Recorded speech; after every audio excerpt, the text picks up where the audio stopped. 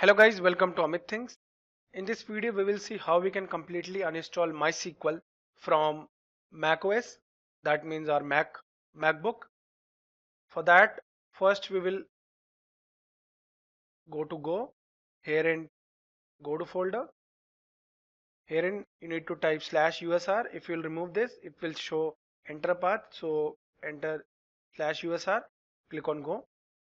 On clicking go, you can see the local is visible. From here, we installed our MySQL, so let's keep it as it is. Now we will uninstall MySQL. Go to the Mac sign, click on System Preferences. From here in guys, type MySQL, click on it.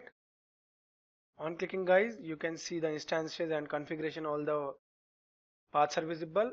Here in instance, you can see our current version is 8.0.22. For the future versions also like 8.0.23, the same settings will work to uninstall because we have installed it under the new macOS Big Sur. So to uninstall it, we need to click on uninstall here. Let's click on uninstall.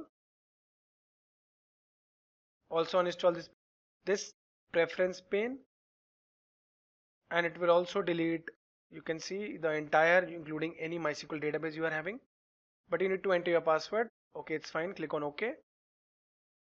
Enter your Mac password. Click on OK.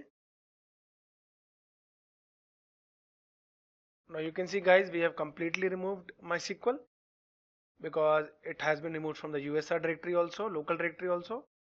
Here you can see nothing is visible. Now guys, let us go to the terminal. Type terminal under Spotlight search. Click on it. Here and let's type MySQL because we already set the path, so it should be visible here. Not found.